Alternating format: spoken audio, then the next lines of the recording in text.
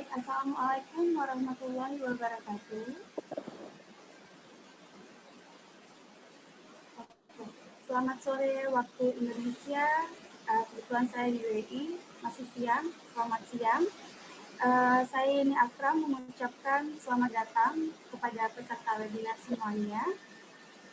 Pertama-tama, kami penulis buku Hidup Asyik Tanpa Asisten Rumah Tangga mengucapkan terima kasih kepada teman-teman peserta webinar yang sudah membeli dan menunjukkan antusias serta apresiasinya dalam mendukung kemajuan dunia literasi Indonesia. Sebelumnya, saya ingin menampilkan short video buku Hidup Asyik Tanpa Asisten Rumah Tangga. Tentunya teman-teman pasti udah pernah lihat. Untuk refreshing, pertama-tama pembukaan ya. Oke, kita putar saja ya videonya.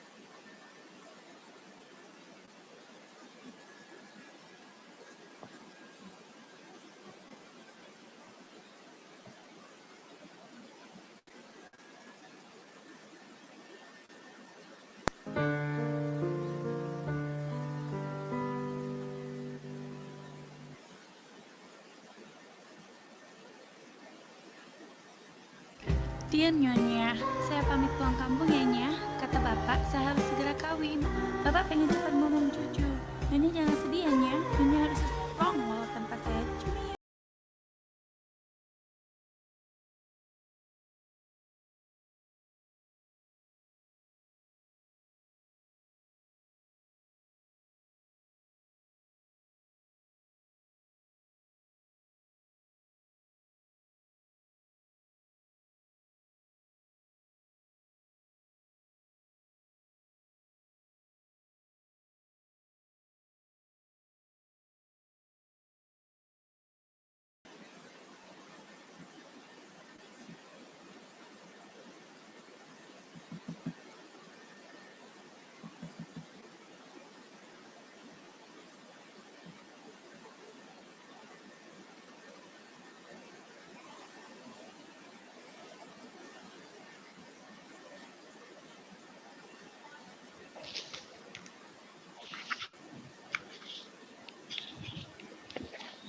Bu, yang nge-share Bapak atau Ibu ya?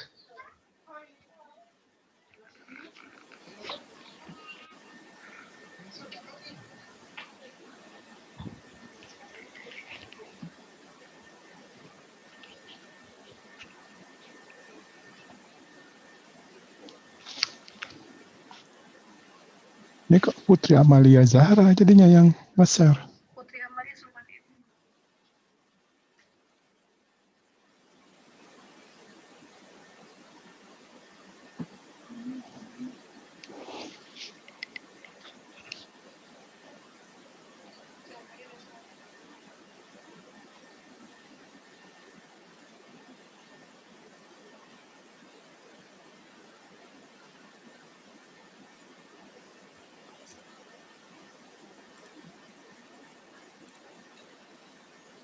Ini nggak on cam belum?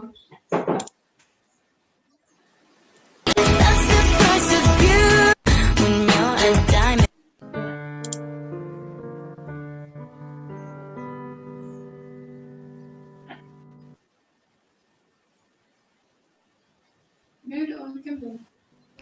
Dian Nyonya, saya pamit pulang kampung ya Nya. Kata bapak, saya harus segera kawin. Bapak pengen cepat ngomong cucu.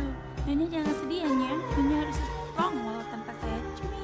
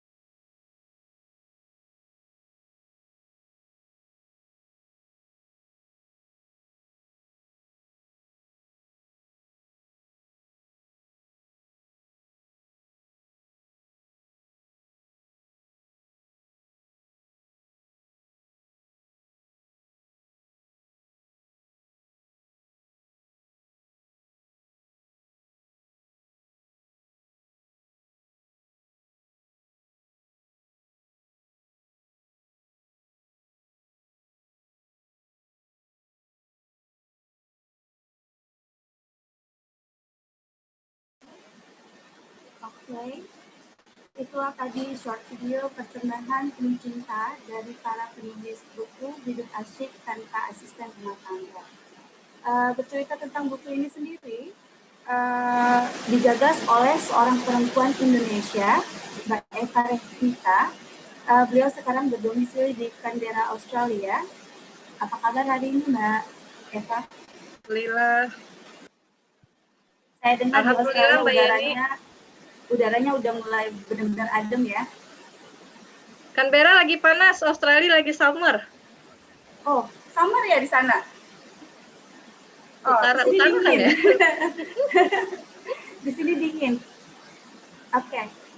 Mbak Eva, mungkin bisa ceritakan sedikit bagaimana awal mula munculnya ide membuat buku Hidup Asyik Tanpa Asisten Rumah Tangga, proses suka dukanya pembuatan buku, mulai dari pengumpulan para penulisnya kan, ada di berbagai negara nih, sampai pengumpulan naskah hingga buku ini rampung, bagaimana? Oke, Assalamualaikum warahmatullahi wabarakatuh. Selamat malam waktu Canberra, waktu Australia. Kebetulan di sini sudah jam 8:22 menit. Untuk buku Hidup Asyik Tanpa Asisten Rumah Tangga ini awalnya dari mungkin pengalaman pribadi kali ya. Pengalaman pribadi karena ketika pindah ke Canberra, saya kan benar-benar kita hidupnya mandiri. Untuk pakai jasa pembantu juga sangat mahal ya, seperti itu. Ya, belum dibayar. Tapi harus bisa untuk standby semuanya seperti itu. Jadi untuk itu maka terbersit, bagaimana ini ya kalau berbagi sharing pengalaman seperti itu. Untuk mana tahu bisa ada seperti mengenai bagaimana kehidupan tanpa asisten rumah tangga. Sebenarnya tidak ada yang salah dengan memakai asisten rumah tangga atau tidak.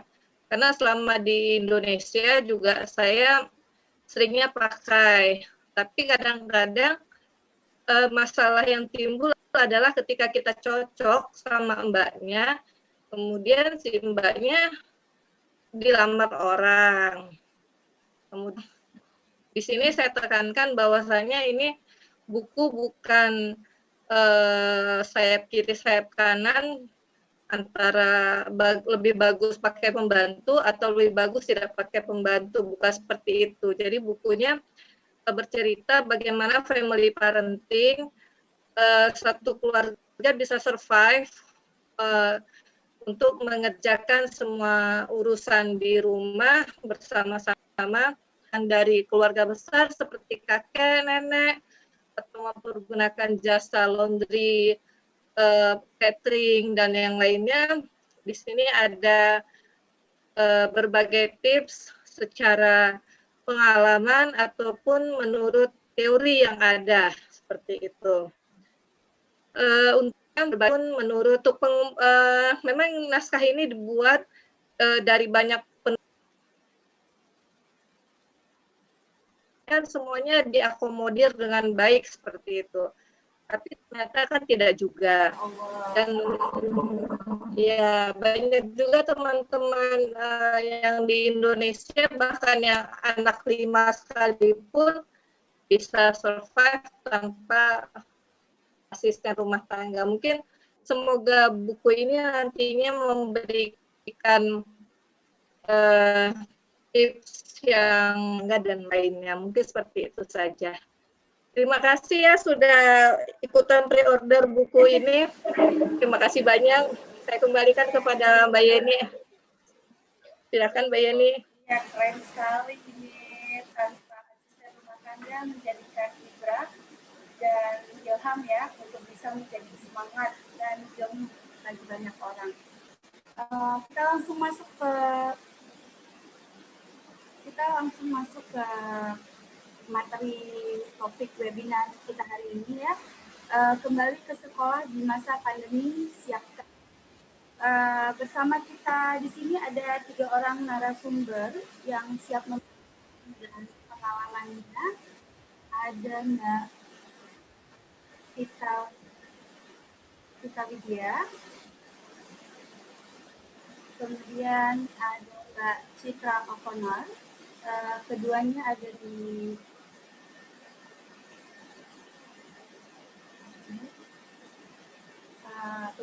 di Canberra ya.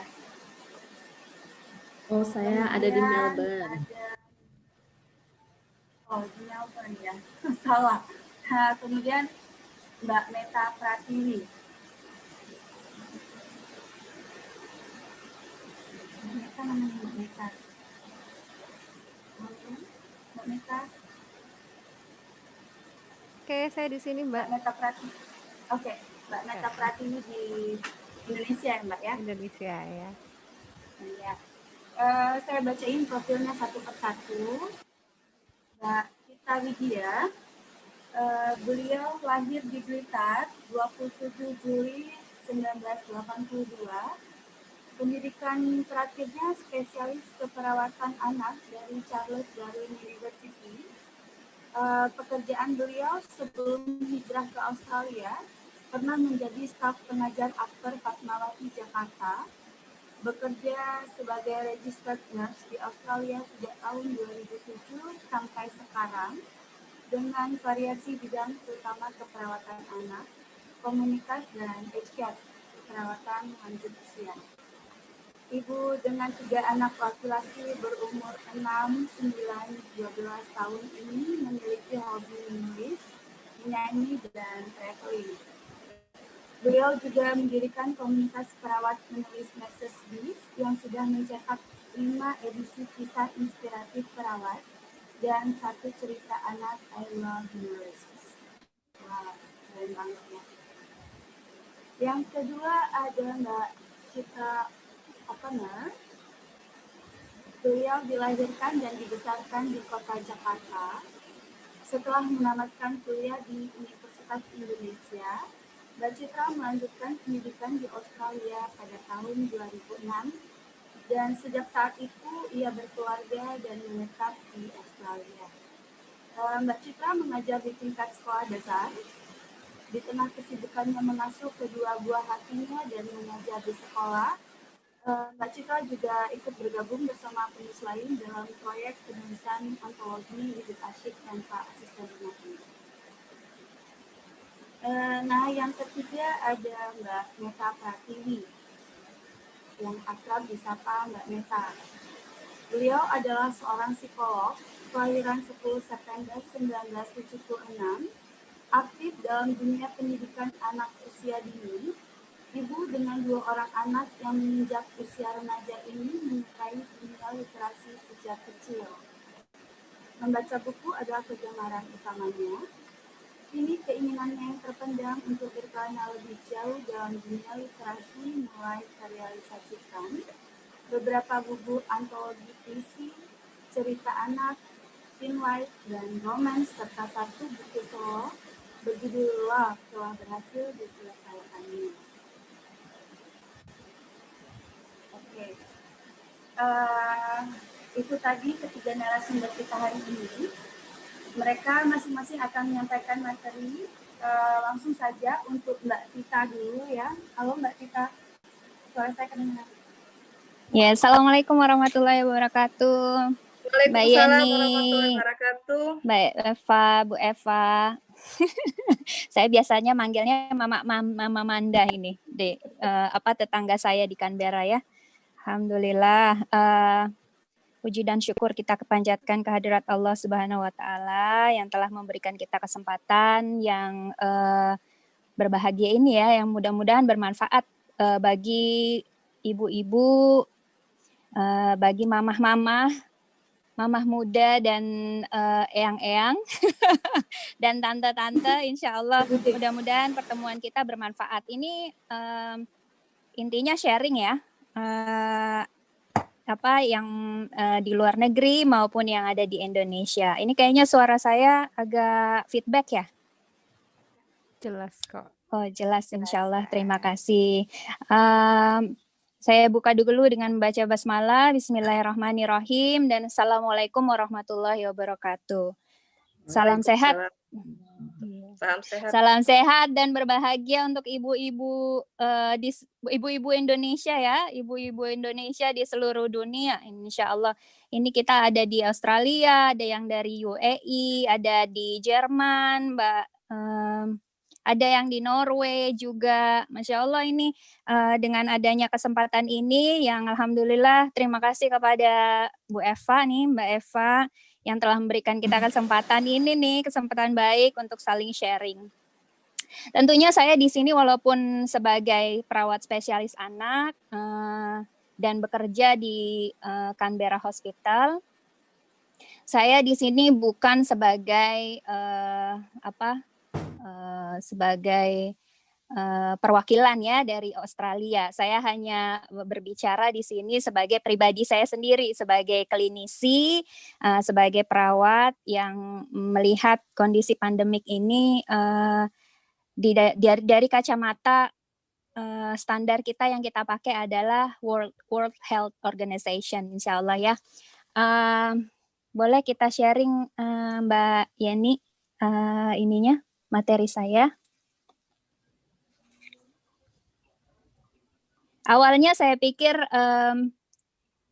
tema kita adalah selamat datang di sekolah gitu ya, tapi kayaknya selamat datang di sekolah ini yaitu program belajar tatap muka yang biasa kita lakukan sebelum pandemik terjadi. Ini saya pikir ini sudah menjadi ketentuan dari pemerintah di Indonesia bahwa dimulai Januari insya Allah 2021 maka akan diadakan tatap muka di sekolah gitu. Tapi ini masih menjadi wacana ya karena memang dinilai dari keselamatan pencegahan penyebaran COVID-19 ini apakah bisa ditanggulangi, bisa di-prevent, bisa dihindari atau tidak gitu ya. Kalau di Australia sendiri, ini kayaknya suara saya feedback ya? Tidak. Enggak, oh, tidak ya? Iya. Tapi di saya kok agak feedback ya? Jadi ini agak sedikit merusak konsentrasi. Iya, jadi judulnya Selamat Datang di Sekolah, tapi kita lihat apakah Indonesia siap untuk pembelajaran tatap muka di sekolah seperti wacana yang sudah diperkenalkan kepada mungkin para pendidik ya dan anak usia sekolah di Indonesia untuk program Januari 2021 insya Allah. Apakah kita siap? Ini kita bisa lihat dari apa sih kata WHO gitu ya tentang sekolah tatap muka. Seperti biasa sebelum pandemik COVID-19, tetapi tatap mukanya ini di era normal. Tentunya ibu-ibu di sini sudah mungkin terlalu banyak informasi mengenai apa sih itu COVID-19 ya, apa gejalanya, kemudian bagaimana penyebarannya, siapakah yang paling beresiko, terapi apa saja yang bisa digunakan dalam menanggulangi penyebaran COVID-19 ini, atau kalau ada yang sudah sakit, ada yang positif gitu, apa sih yang harus dilakukan? Pastinya ibu-ibu ini udah jago lah insya Allah ya. Dan bagaimana pencegahan penyebarannya. COVID-19 ini memang seperti yang ibu-ibu ketahui bahwa memang ini adalah sesuatu yang kita nggak tahu, ini sesuatu yang baru, informasinya simpang siur, kadang-kadang bukan kadang-kadang yang lebih banyak membuat hati berdebar-debar ketakutan, dan polisinya atau peraturan atau undang-undang yang dilakukan atau apa yang dikenakan baik itu di fasilitas kesehatan maupun di sekolah itu berubah-ubah gitu. Karena memang yang kita hadapi ini adalah sesuatu yang baru dan kita masih masih mencari, walaupun vaksinnya sudah diketemukan ya, ada beberapa brand dari di seluruh dunia yang sudah beredar, tapi kita belum tahu apa yang mana sih yang lebih efektif, apakah dari vaksin Sinovac atau dari Pfizer atau vaksin merah putih dan lain sebagainya. Itu walaupun di Indonesia kayaknya udah ada yang mulai ya vaksinasi ya. Kalau di Kuwait kayaknya di UAE juga sudah mulai ya Mbak Yeni ya. Iya. Sudah ada yang mulai. Sinovac. Iya, Sinovac katanya. Di Australia sendiri ini belum, kita masih wait and see nih. Katanya sih polisinya atau peraturannya, regulasinya, dan bagaimana cara tahap-tahapan distribusi vaksin kepada masyarakat itu sudah ada. Jadi panduannya sudah ada. Tapi katanya sih simpang siur beritanya entah itu mau dilakukan startnya itu bulan Maret 2021 atau beberapa bulan sebelumnya katanya akan dilakukan akhir tahun 2021 gitu. Walaupun memang sudah dipilih gitu beberapa brand, beberapa perusahaan yang akan kami pakai di Australia seperti itu.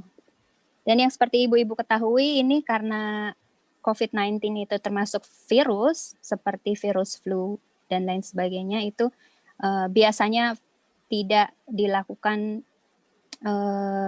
treatment, tapi apa yang treatment yang dilakukan itu hanya berdasarkan gejala, jadi mengurangi gejala saja.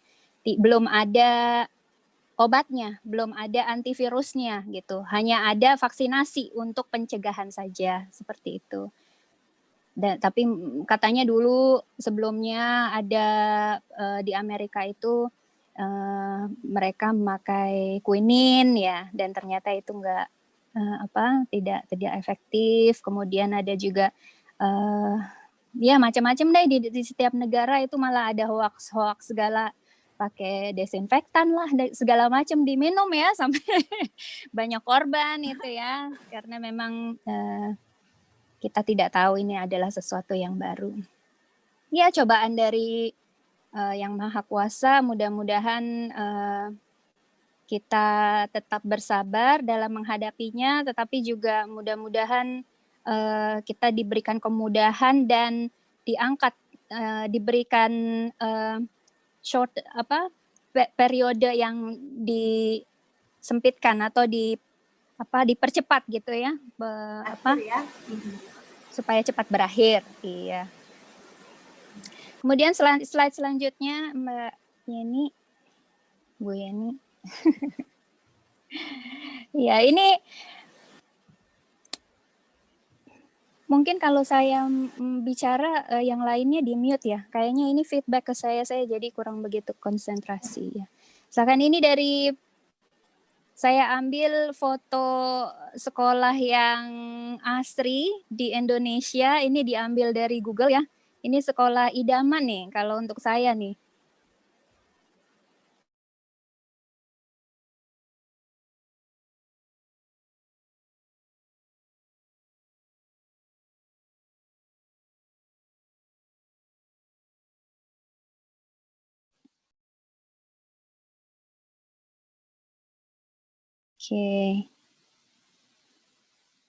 Oke, saya udah unmute ya. Oke. Ya, ini seperti saya bilang tadi, ini foto sekolah idaman nih, asri, bersih, tidak ada sampah, banyak penghijauan, seperti itu. Tentunya untuk persiapan pembelajaran tatap muka diperlukan fasilitas sekolah yang mumpuni atau yang memang siap untuk menjaga anak-anak supaya tetap aman dan menghindari terjadinya penyebaran COVID-19.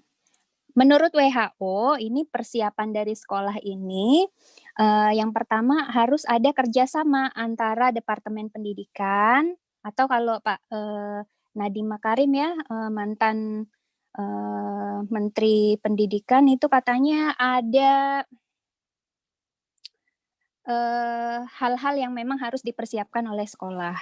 Yang pertama harus adanya kesepakatan atau kesepakatan tinjauan dari Kanwil, dari Pemda, kemudian dari kepala sekolah, dan dari orang tua. Dan ini keempat elemen dari Kanwil, Pemda, kepala sekolah, dan orang tua ini memang harus memiliki persetujuan bersama. Apakah sekolah ini memang sudah siap dalam menjalankan program tatap muka, kemudian dapat terus memantau dengan ketat dan disiplin supaya pencegahan terhadap penyebaran COVID-19 ini tetap terjaga. Kemudian yang kedua ini dari WHO, sekolah harus siap untuk mempromosikan dan mendemonstrasikan 3M. Katanya masker, memakai masker, menjaga jarak, dan mencuci tangan. Kalau dari WHO sendiri, dalam pemakaian masker ini, yang saya ketahui ya, untuk ibu-ibu di Indonesia ini untuk sharing aja, tetapi untuk Indonesia ini mungkin tidak berlaku ya, karena memang walaupun WHO telah menetapkan standar yang berlaku, tetapi tetap saja WHO memberikan kekuasaan ya, atau kebebasan kepada masing-masing daerah atau negara untuk memberlakukan protokolnya masing-masing, karena tiap-tiap negara itu tidak sama. Kalau seperti masker gitu ya, kalau di Australia itu masker itu tidak diwajibkan untuk anak-anak. Jadi untuk anak-anak usia sampai 6 tahun, 0 sampai 6 tahun itu tidak diwajibkan sama sekali untuk memakai masker. Kemudian untuk usia 6 sampai 11 tahun itu masker dianjurkan jika yang pertama si anak itu kita yakin bahwa si anak itu dapat memakai maskernya secara safe, secara aman.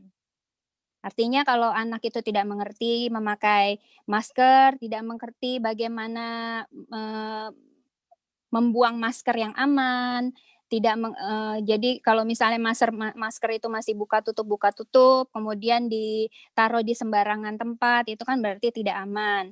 Berarti itu si anak itu dinilai belum bisa untuk memakai masker. Kemudian untuk 12 tahun ke atas itu yang sudah dianjurkan memakai masker, karena diharapkan untuk anak-anak 12 tahun ke atas itu sudah tahu ya, seperti sudah mengerti dan sudah dapat bertanggung jawab terhadap maskernya. Karena masker itu ternyata kan juga bisa sebagai suatu alat untuk mentransmisikan untuk penyebaran penyakit COVID-19 ini, seperti itu. Kemudian menjaga jarak. Kalau di Canberra ini dalam menjaga jarak itu harus 1,5 meter. Jadi 1,5 meter itu kalau kami memberikan pengertian kepada anak-anak itu kalau membentangkan tangannya, kedua tangannya itu tidak mengenai orang lain gitu. Dari depan, belakang, kalau dia muter dengan membentangkan tangan, dia tidak akan mengenai orang lain di sekitarnya. Itu bagaimana kita memberikan pengetahuan untuk menjaga jarak atau 1,5 meter. Kemudian mencuci tangan yang baik dan benar, baik dengan sabun maupun hand sanitizer. Lalu WHO juga menyatakan bahwa diperlukan desinfektan. Desinfektan itu untuk membersihkan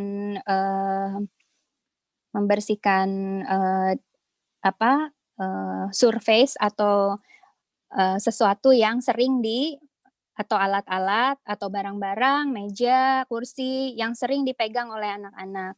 Jadi diperlukan, katanya sih boleh memakai Baiklin atau pemutih atau klorin, atau dapat juga dengan air dan sabun.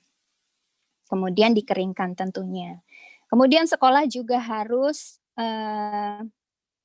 menjaga ventilasi dalam ruangan kelasnya. Jadi jangan sampai ruangan itu tertutup dalam jangka waktu yang lama. Lalu WHO juga menjelaskan mengenai harus ada kantin sehat seperti itu. Lalu juga penting terhadap yang terakhir itu manajemen buang sampah. Terutama membuang sampah masker yang sudah dipakai oleh anak-anak. Itu tidak boleh sembarangan ibu-ibu, karena memang seperti yang saya bilang tadi bahwa masker itu dapat menjadi alat transmisi penyebaran virus coronavirus ya, COVID-19. Selanjutnya Mbak Bu Yeni. Iya. Selain itu dari WHO sendiri bukan hanya sekolah yang harus siap, tetapi juga harus ada persiapan keluarga. Nah ini ibu-ibu, peran ibu-ibu sangat penting, bukan cuma ibu-ibu ya sebenarnya ya, bapak-bapak juga, karena kita ini kan ceritanya ibu-ibu tanpa asisten rumah tangga. Jadi dalam membina anak, dalam mendidik anak di rumah bukan hanya tugas dari ibu-ibu saja, tetapi juga tugas dari bapaknya anak-anak ya, karena kita sharing tugas. Tugas kita bukan hanya dari dapur sayang ya, tadi di videonya ya nggak ada bapaknya ya, karena kita memang pemalu nih, bapak-bapak nggak tampil. Tapi memang sebagai ibu tanpa asisten rumah tangga ini sangat penting untuk membagi tugas antara bapak dan ibu. Iya. Jadi ibu-ibu ini atau orang tua itu harus memonitor kesehatan anak.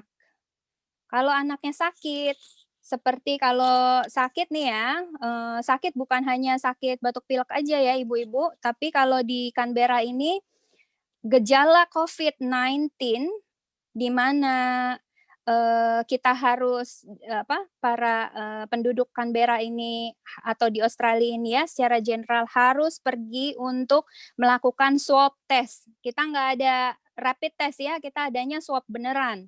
Karena yang dinilai pada saat swab test itu bukan cuma COVID-19 aja, tapi lengkap juga flu A, flu B, influenza A, influenza B. Dan untuk anak-anak balita itu ada namanya respiratory syncytial virus atau RSV yang menyebabkan penyakit bronchiolitis. Untuk anak-anak di bawah 5 tahun ini menyebabkan gejala ISPA atau gejala infeksi saluran pernafasan yang sangat parah sehingga si balita membutuhkan bantuan dalam bernafas, seperti ada high flow oxygen gitu ya, atau kadang-kadang kita pakai juga CPAP atau continuous pressure. Jadi si anak diberikan pressure tinggi sehingga si anak dapat bernafas gitu secara dengan bantuan mesin seperti itu. Ini gejala-gejalanya boleh ibu-ibu ingat-ingat lagi ya. Mungkin ada tambahan kalau yang dari Australia ini ya. Ini ada fever atau demam, menggigil,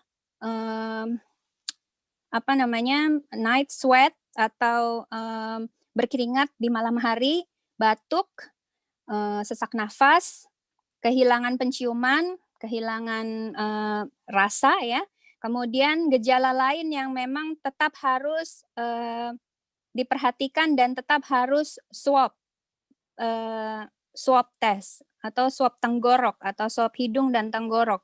Itu sakit tenggorokan, menderita kayaknya pegel-pegel, lemah, linu gitu, pegel linu. Kemudian hidung berair atau ingusan gitu ya. Kemudian seperti rasa-rasa seperti masuk angin atau sakit-sakit di ruas di joint antara ini ya apa namanya?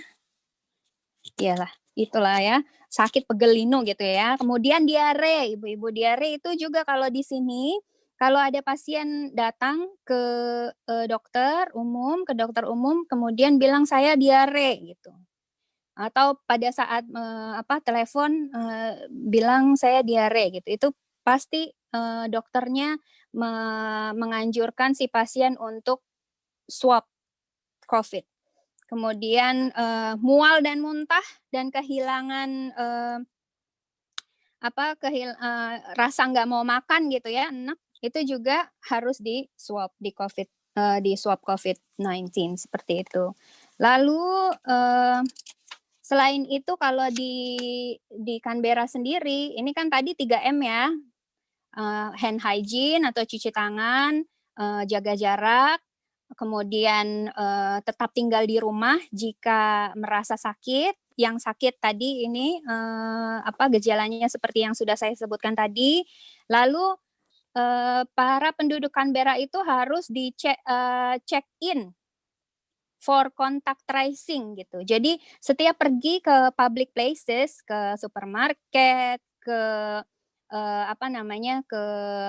misalnya ke perpustakaan umum, kemudian pergi beli kopi atau beli makan gitu ya, misalnya beli makan di restoran, itu harus check in, harus punya aplikasi atau kalau tidak punya telepon harus meninggalkan nama dan nomor telepon untuk tracing. Jadi kalau misalnya ada misalnya diketahui kasus positif di mana gitu. Nanti ada tracingnya itu pasien kasus positif itu.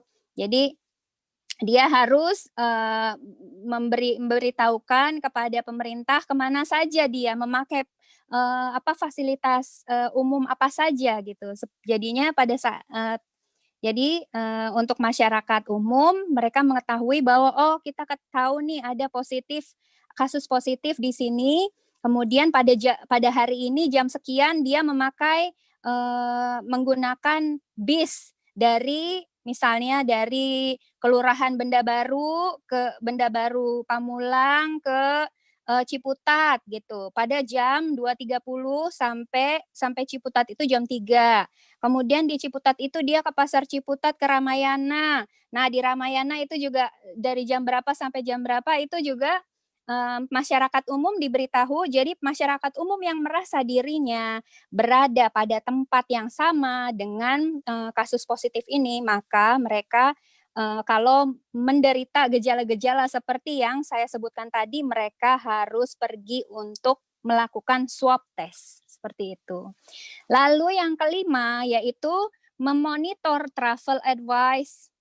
Jadi kalau ibu-ibu, misalnya kalau di sini dibilang kayak nih, saya hari Jumat kemarin ini mau pergi ke Wollongong gitu, mau ke Sydney gitu. Ternyata sebelum saya pergi gitu ya, hari Sabtu pagi rencana saya mau pergi, Jumat malam saya cek dulu apakah daerah yang saya mau kunjungi itu aman atau tidak, seperti itu. Jadi kita harus tahu dulu, monitor dulu. Kalau misalnya di satu tempat itu yang mau kita kunjungi itu tidak aman, ada kasus positif, walaupun cuma satu kasus positif, kalau memang walaupun si kasus positif ini sudah self isolation gitu ya, isolating gitu, atau itu tidak apa-apa kita mengunjungi. Tapi kalau misalnya ternyata sudah diketahui community transmitted infection atau tidak, jadi beberapa orang yang di komunitas itu banyak sudah terinfeksi, maka itu seperti di Indonesia ya disebut zona merah gitu, seperti itu.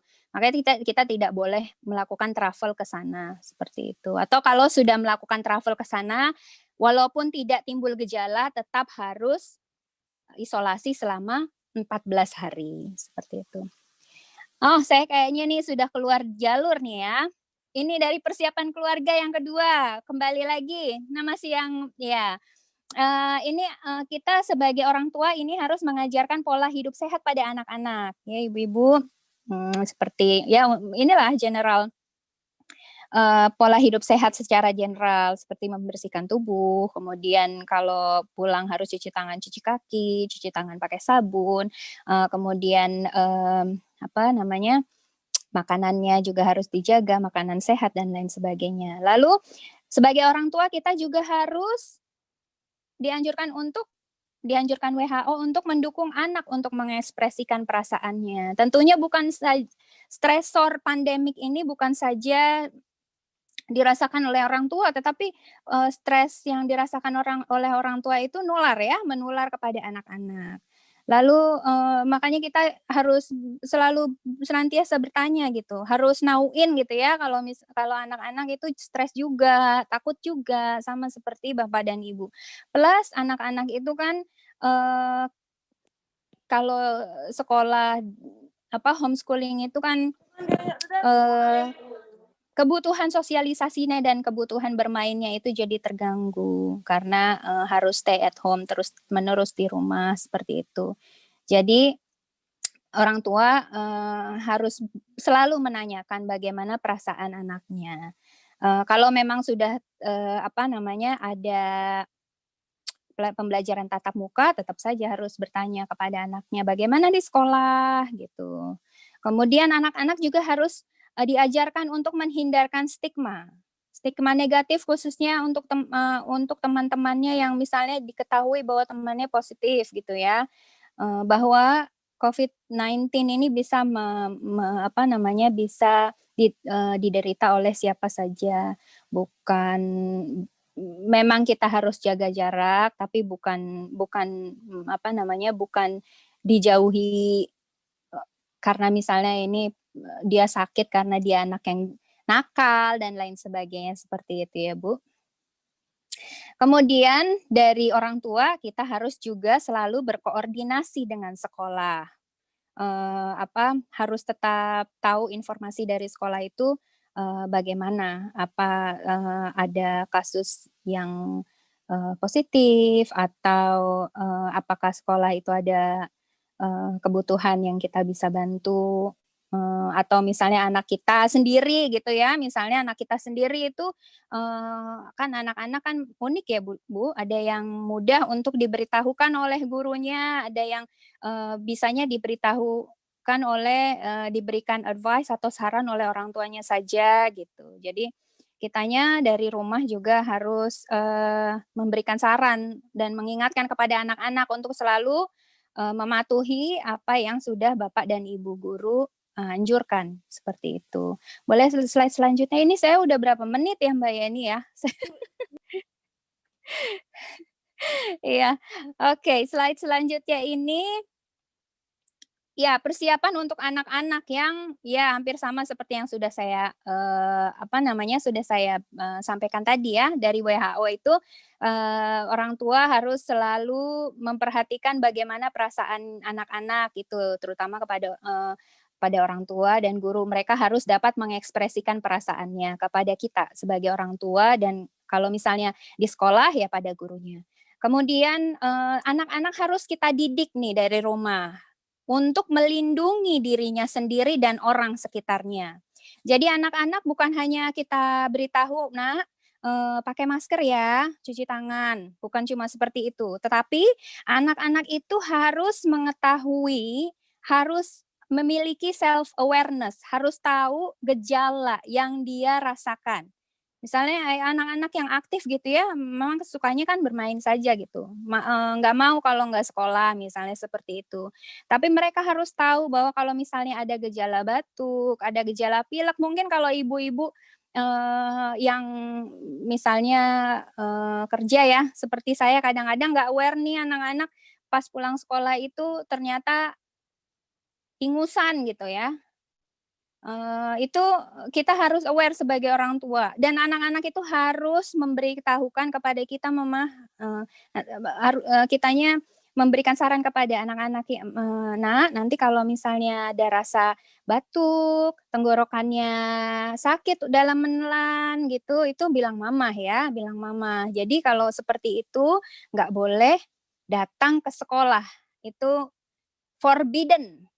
Perboden katanya gitu ya, perboden untuk datang ke sekolah, forbidden, nggak boleh sama sekali untuk datang ke sekolah karena kita tidak tahu apa yang diderita oleh anak kita. Siapa tahu anak kita positif, positif apa? Mungkin bukan positif COVID-19 tapi positif flu atau positif RSV seperti yang saya bilang tadi, supaya tidak menyebarkan kepada anak yang lain karena itu adalah salah satu pencegahan, bukan cuman dan gaya hidup yang sehat gitu, bukan cuman untuk mencegah COVID-19 ini, tapi sebenarnya ini COVID-19 itu mendidik kita ya, cobaan dari Allah, cobaan dari Tuhan Yang Maha Kuasa, mendidik kita untuk lebih berperilaku sehat, seperti itu. Kemudian kita sebagai orang tua ini harus senantiasa, hilang nih Mbak, senantiasa mendidik anak-anak kita supaya menjadi pemimpin, paling tidak pemimpin untuk dirinya sendiri dan menjaga pemimpin untuk dirinya sendiri dalam menjaga kesehatan dirinya sendiri dan orang lain gitu, seperti itu. Lagi-lagi kita juga memberikan pendidikan kepada anak untuk tidak membuat stigma negatif pada anak-anak yang sakit. Lalu kita juga mengingatkan setiap waktu kepada anak untuk bukan hanya dapat mengekspresikan perasaannya kepada orang tua dan guru, tetapi juga jujur kepada orang tua dan guru jika mereka merasa sakit. Seperti itu Ibu-Ibu, itu slide terakhir saya ya. Nanti ini materi ini hanya untuk pemantik saja. Insya Allah mudah-mudahan dari sini banyak pertanyaan-pertanyaan dan materinya akan sempurnakan dengan materi dari Mbak Citra sebagai pendidik di Australia dan Mbak Meta nih yang setiap harinya melihat dengan melihat dan berpengalaman dalam menghadapi pandemik ini di Indonesia. Karena kalau untuk Australia Masya Allah ya, ini alhamdulillah kami apalagi di Canberra dan di Darwin tempatnya Mbak Citra mengajar, ini kami mudah dalam menghadapi pandemik ini karena kasus yang ada di Canberra dan di Darwin itu sangat-sangat minim sekali. Ini seperti kalau kita lihat dari websitenya Sedikit ya. Ya, ini sedikit sekali. Ini dari mulai update-nya ini ya, dari mulai awal sampai sekarang itu cuma ada 100 berapa ya Bu Eva ya? 111 apa ya? 130-an ya? Iya. Positif. Iya, tapi positifnya itu 100. Sedikit mungkin karena sama-sama waspada ya, masyarakatnya juga seperti sekarang liburan Natal kan mayoritas juga di sini pergi ya. Tapi perginya pergi sendiri gitu, bukan bersama-sama rombongan keluarga besar seperti itu. Iya. Kemudian ini bukan cuman kasusnya cuman hanya 100 something saja, tetapi kasus yang sekarang masih aktif itu cuma 1 saja dan itu sudah self isolation di bawah pantauan ketat oleh pemerintah Departemen Kesehatan di Canberra. Kemudian dilihat dari kasus positif yang hanya ratusan itu, hanya berapa Bu Eva yang meninggal itu? Seperti tidak sampai 10 ya? Iya, nggak sampai ya, kalau nggak salah ya. Kemudian yang swab test, yang ngetes, itu sampai sekitar 350.000 orang yang tes dengan positif yang sekian. Jangan sampai nih di Indonesia dengan kasus positif yang tinggi, tetapi malah kalau ada gejala, ada timbul gejala dan kita pikir oh ini COVID apa bukan ya. Kalau kita sudah question mark gitu ya, sudah tanda tanya, malah takut untuk ngetes. Nanti takutnya kalau positif gimana? Kalau positif malah jadinya kalau ketahuan positif kan jadi bisa self isolasi, jadi bisa stay at home terus-menerus, jadi mengurangi penyebaran COVID-19. Karena nanti kalau misalnya yang terinfeksi adalah orang-orang yang sehat, itu mungkin tidak apa-apa, tapi kalau untuk orang-orang yang vulnerable ya, orang-orang yang berisiko tinggi dengan adanya penyakit kronik atau orang yang di atas 50 tahun, itu bisa berakibat parah. Seperti itu. Terima kasih Ibu-Ibu, mudah-mudahan ini sebagai pemantik ya. Saya serahkan kepada yang selanjutnya. Wassalamualaikum warahmatullahi wabarakatuh. Terima kasih Mbak Tita udah maparin mengenai persiapan-persiapan yang selayaknya dilakukan untuk persiapan mental dan lingkungan ya agar bisa kembali ke sekolah. Selanjutnya langsung aja nih ke materi berikutnya. Nanti pertanyaannya direkap aja. Ada session question and answer ya. Buat Mbak Citra, saya persilakan waktu dan tempatnya. Saya share dulu. Oke.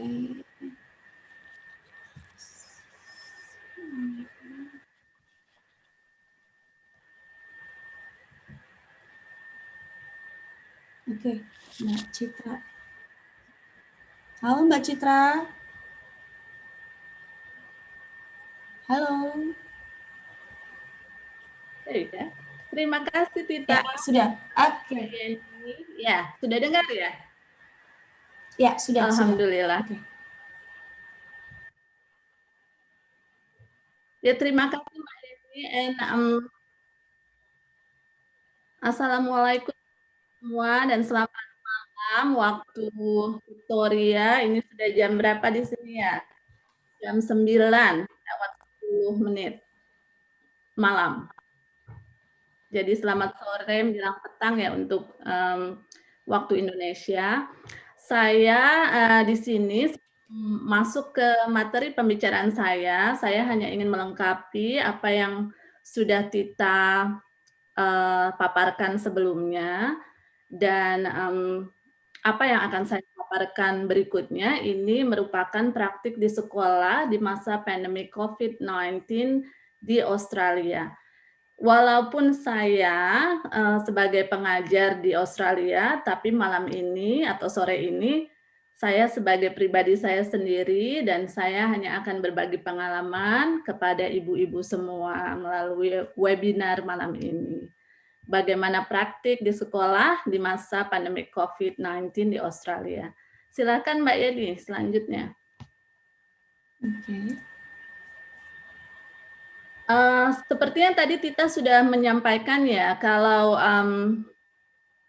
ada poin-poin yang penting bahwa di mana sekolah itu bisa menyatakan, oh ya kita buka kembali untuk siswa-siswa untuk belajar kembali di sekolah, ini harus mengikuti prinsip nasional yang berada di lingkungan tersebut. Contohnya kalau di Australia kita harus ada advice atau nasihat-nasihat dari pemegang-pemegang keputusan, pengendali keputusan yang berwenang. Seperti yang Tita sudah sampaikan tadi, ada beberapa sektor dari sektor pemerintahan, sektor kesehatan, sektor sekolah, sektor komunitas, itu semua bekerja sama untuk menentukan, oh ya ini sekolah sudah bisa dibuka kembali atau belum. Lalu Australia sendiri memakai standar di mana kondisi wilayahnya harus dilihat melalui tiga stages recovery process atau tiga urutan proses pemulihan di wilayah tersebut terhadap COVID-19. Ini lanjut Mbak. Jadi di 3 stages itu ini ada di slide berikutnya. Ya, ini roadmap-nya to a COVID safe Australia. Jadi sebenarnya sebelum masuk ke sini ya, ini sebenarnya sekolah ketika dibuka ini sudah masuk ke COVID Safe Australia, tapi ketika sedang ada hotspot di wilayah tertentu, sekolah-sekolah wajib ditutup karena ada yang namanya restriction stages atau restriction steps. Jadi ada 4. Yang pertama itu total restriction atau benar-benar harus ditutup. Yang kedua itu contohnya orang hanya di masyarakat di lockdown di rumah masing-masing, tidak boleh keluar, mereka harus punya supply makanan, minuman, atau hal-hal yang dibutuhkan sehari-hari. Jadi sangat meminimalisir untuk keluar rumah. Yang kedua adalah highly restricted. Ini boleh keluar rumah, tapi hanya berjarak tertentu dan mungkin dibatasi orangnya. Ini mungkin Tita bisa menjelaskan lebih dalam ya, karena di bidang saya bidang pendidikan. Lalu nanti di selanjutnya ada sedikit lagi diangkat restriction-nya. Yang keempat adalah baru masuk ke COVID Safe Australia, di mana kalau dilihat di sini step satunya, ya, ini step satunya kita bisa melihat mulai bisa berada seperti 5 orang bisa berada di dalam satu rumah. Jadi mungkin ini sebagai panduan 5 siswa bisa ada di satu tempat dengan social distancing dan dengan highly hygiene management atau dengan cuci tangan, dengan tahu bagaimana menjaga kebersihan dan kalau batuk menutup mulut ya. Seperti itu, bagaimana membuang tisu kalau habis setelah membersihkan hidung atau mulut, di mana dibuangnya, lalu bagaimana cara mencuci tangan, itu benar-benar sudah dipraktekkan di sini, di step 1 ini. Lalu step 2 ini, sudah ada 20 orang bisa ada di luar rumah. Jadi ini mungkin di saat ini, di step 2 ini, atau tahap kedua ini, 20 siswa bisa ada di satu ruangan. Sementara di step 3 ini sudah masuk ke dalam wilayah yang sudah safe ya. Tapi intinya sudah tidak ada, mungkin tidak ada kasus positif, tidak ada kasus aktif, tidak ada kasus baru atau tidak ada local transmitted-nya sudah tidak ada. Jadi dia bisa ada 100 orang gathering. Ini di saat ini mungkin sekolah sudah bisa melakukan yang namanya assembly atau sports day atau something like mungkin hari-hari besar, peringatan hari-hari besar di sekolah seperti itu. Slide berikutnya Mbak Yeni. Ketika sekolah dibuka di Australia ada 3 prinsip mendasar yang ini harus dilakukan oleh komunitas sekolah. Komunitas sekolah itu terdiri dari guru, staf, siswa, dan juga orang tua atau keluarga siswa. Jadi masing-masing komunitas atau elemen dari komunitas sekolah ini memiliki kemampuan untuk punya tanggung jawab pribadi, jadi personal responsibility. Jadi seperti contohnya orang tua, karena ini kita bicara anak-anak ya, anak usia sekolah, berarti yang punya kewajiban atau yang punya yang punya kewajiban untuk mengatur anaknya datang atau pergi ke sekolah atau tidak, ini orang tuanya. Jadi orang tua tahu, benar-benar tahu kapan tidak mengirim anak ke sekolah. Jadi orang tua, nah ini kewajiban kita nih ibu-ibu dan bapak-bapak ya, atau anak-anak yang sudah agak besar, anak-anak yang sudah masih kecil juga harus diberi informasi bahwa apa yang tadi Tita sampaikan ada beberapa tanda dan gejala yang menyebabkan anak tidak bisa datang ke sekolah. Jadi contohnya anak sakit itu seperti yang Tita sampaikan tadi, ada demam, ada keringat dingin, ada sesak nafas, atau ada apalagi tadi ada Iya, ada soto. malah diare ya. Betul Diare juga sekali. itu. Ya, diare. Diare ya. Jadi itu tidak bisa datang ke sekolah. Tapi ada beberapa hal juga yang menyebabkan anak tidak bisa datang ke sekolah. Contohnya di dalam rumah ada anggota keluarga yang terkena COVID-19 dan positif tesnya terhadap COVID-19. Anak ini harus tidak diisolasi di rumah juga untuk tidak datang ke sekolah. Yang ketiga, anak tidak bisa datang ke sekolah jika dia somehow atau di satu hari, satu waktu dia pergi ke market atau ke sekolah naik bus yang Tita sampaikan tadi. Di bus itu ada penderita COVID-19, jadi dia dalam close contact, artinya dia pernah bersinggungan atau pernah ada di satu tempat dengan orang yang menderita COVID-19. Ini anak tersebut juga tidak bisa datang ke sekolah. Lalu yang keempat, anak dia mendatangi tempat hotspot, ya. Jadi dia misalnya di Bekasi sedang hotspot, dia datang ke acara birthday misalnya, atau ada acara di rumah tantenya, maka dia tidak boleh datang ke sekolah kalau dia pernah datang ke hotspot, ke area yang hotspot dalam waktu 14 hari. Jadi seperti itu. Jadi benar-benar personal responsibility atau tanggung jawab pribadi ini masuk ke prinsip mendasar di Australia, atau di Indonesia ini seharusnya menjadi prinsip mendasar. Lalu physical distancing, jadi ketika anak datang ke sekolah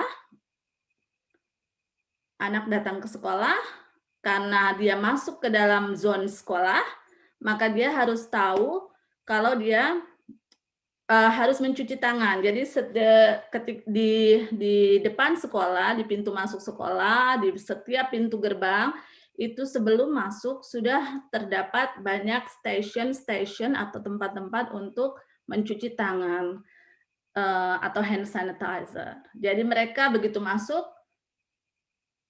harus menggunakan hand sanitizer. Dan ketika orang tuanya di Australia, usia anak preschool atau TK sampai anak kelas 2, sekitar kelas 2 atau kelas 2 lah, itu anak harus diantar orang tua ya, tidak boleh datang ke sekolah sendiri.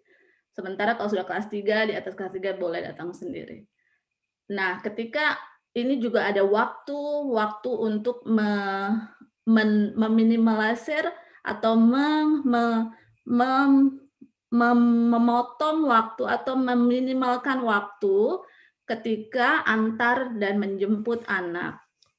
Jadi ketika antar dan jemput anak itu kalau bisa datang langsung pergi orang tuanya, datang langsung pergi, datang langsung pergi. Jadi tidak ada kontak antara orang di luar sekolah dengan komunitas yang ada di dalam sekolah, ya.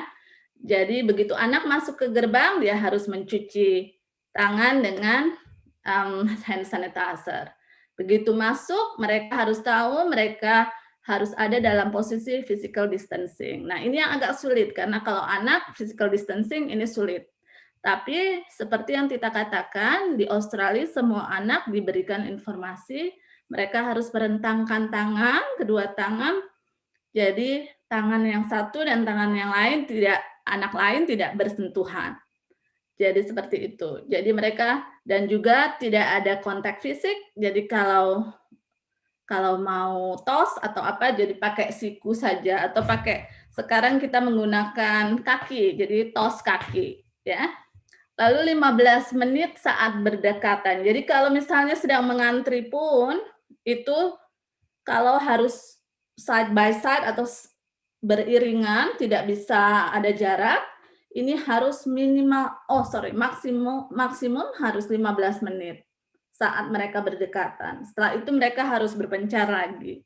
Jadi ada kondisi-kondisi tertentu di mana anak di sekolah tidak bisa menjaga jarak 1,5 meter, jadi mereka jadinya 15 menit waktunya seperti itu. Jadi ini benar-benar agak sulit ya, tapi insya Allah sekolah dan staf, guru, dan siswa mereka bisa bekerja sama. Lalu hygiene mencuci tangan. Mencuci tangan ini dilakukan sesering mungkin. Jadi kalau kegiatan belajar mengajar di kelas di Australia ini terbagi dalam waktu-waktu yang pendek ya, waktu-waktu yang pendek sekali. Jadi sekitar 40 menit, setiap 40 menit itu berganti topik atau berganti mata pelajaran. Jadi 40 menit berganti mata pelajaran, 40 menit kedua, setelah 40 menit kedua, mereka harus mencuci tangan karena di sana ada waktu yang namanya waktu makan morning tea buat anak sekolah. Jadi morning tea untuk anak sekolah, jadi recess namanya. Jadi itu sekitar jam 10 pagi. Jadi 40 menit pertama, 40 menit kedua, lalu cuci tangan. Tadi di awal sudah masuk dengan hand sanitizer ya. Lalu setelah 80 menit cuci tangan, lalu setelah itu makan, ya. Cuci tangan pun mengantar gitu. Jadi modelnya struktur kelas di Australia itu, maaf ini saya tidak bisa berbagi gambar karena belum ada perizinan dari sekolah. Jadi mohon maaf karena saya keburu pergi holiday. Jadi saya mohon maaf, perizinan dari sekolah tidak ada untuk men-sharing gambar di sini. Jadi struktur kelas di Australia ini kebanyakan satu kelas itu punya dua station atau sink atau kita namanya sink, tempat cuci tangan. Ya, tempat cuci tangan. Jadi ada dua keran yang tingginya sedada anak-anak untuk cuci tangan. Sementara jumlah siswa di kelas itu sangat kecil juga di Australia. Jadi hanya sekitar 20 sampai 22 maksimal di dalam satu kelas. Jadi dalam satu kelas ada dua sink yang mereka akhirnya bisa berurutan, berdiri, menjaga jarak, berurutan, mencuci tangan. Ya, jadi itu tadi 40 menit pertama, 40 menit kedua, lalu cuci tangan, makan pun harus di dalam kelas. Jadi tidak boleh keluar kelas. Jadi makan di dalam kelas, tidak boleh di luar kelas. Karena di dalam kelas itu disediakan juga kulkas. Jadi setiap anak-anak masuk, mereka langsung taruh makanannya di dalam kulkas, lalu begitu waktunya makan, mereka keluarkan, mereka duduk masing-masing di dalam kelas. Tidak ada makan di luar. Dulu sebelum COVID-19, mereka bisa makan di luar kelas dan bisa bermain. Tapi karena COVID-19, mereka harus makan di dalam kelas, menyelesaikan makanannya di kelas, baru setelah itu istirahat pertama. Lalu begitu masuk dari istirahat pertama, mereka harus cuci tangan lagi di dalam kelas. Mereka harus berbaris dengan 1,5 meter distancing satu sama lain. Setelah cuci tangan, lalu mereka melakukan kegiatan 40 menit pertama, 40 menit kedua, lalu cuci tangan lagi untuk istirahat kedua atau makan siang. Jadi cuci tangan ini mendasar banget ya, mendasar sekali di dalam kegiatan belajar mengajar selama COVID-19 ini. Dan cleaning practice ini maksudnya dulu sebelum COVID-19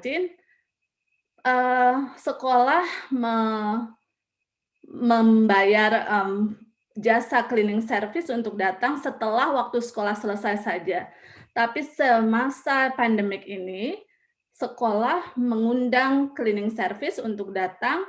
Mereka datang sebelum istirahat pertama, sesuai dengan begitu anak-anak selesai cuci tangan yang pertama, mereka langsung membersihkan semua tempat-tempat yang highly frequency touch atau banyak yang sangat common atau sangat common disentuh oleh anak-anak. Jadi contohnya bukaan pintu, contohnya meja, contohnya tempat cuci tangan itu. Jadi semua dibersihkan. Jadi selama siswanya pun masih di dalam kelas, cleaning service ini datang ke dalam kelas dan membersihkan semua tempat-tempat yang highly frequency touch. Ya, ini dia bisa datang sekitar 1, 2, 3 kali dalam sehari dalam masa pembelajaran. Jadi memang highly cost, banyak ini ya, banyak pengeluaran untuk untuk praktek di sekolah ini. Slide berikutnya Mbak Yeni.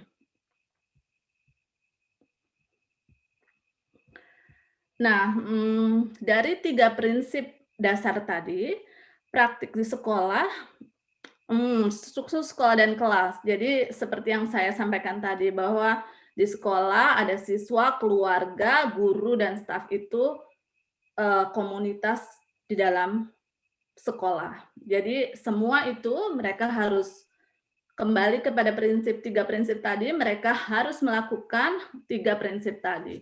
Kegiatan belajar mengajar ini sesuatu yang sangat tricky ya. Jadi begitu sekolah dibuka dengan 20 sampai 22 siswa di dalam kelas, kegiatan belajar mengajar tidak jadi satu, ya. Jadi di kelas itu kita harus membagi dalam porsi kecil-kecil. Contohnya, kalau di struktur kelas di dalam ruangan kelas saya, di depan guru itu ada karpet, ya. Jadi ada satu kelompok yang berisi sekitar 7 sampai 8 siswa duduk di lantai. Kita mengerjakan aktivitas yang berbeda dengan aktivitas yang dilakukan oleh kelompok yang duduk di meja, di kursi dan meja. Jadi dibagi setiap topik 40 menit ini, kita membaginya menjadi kelompok-kelompok kecil dalam kegiatan dan aktivitas yang berbeda, tapi menjurus ke pencapaian pembelajaran hari itu. Nanti setiap 15 menit atau 10 menit diputar, misalnya ada 3 kelompok kecil, diputar.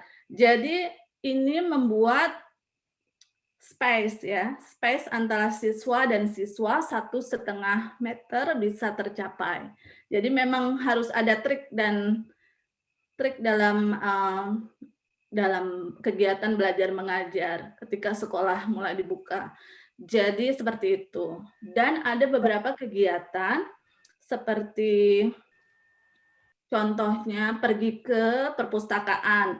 Itu juga peminjaman buku, itu juga harus diatur jumlah siswa yang bisa pergi ke perpustakaan dan kembali, lalu diatur lagi berapa yang bisa keluar dari kelas, lalu kembali, seperti itu. Untuk kegiatan besar lainnya seperti assembly ini kegiatan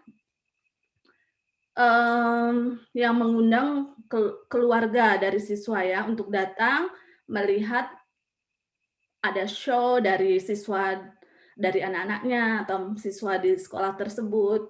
Jadi assembly ini sementara dibagi 2. Jadi karena saya mengajar di tingkat sekolah dasar, tingkat sekolah dasar di Australia itu ada dari kelas kelas permulaan atau transition.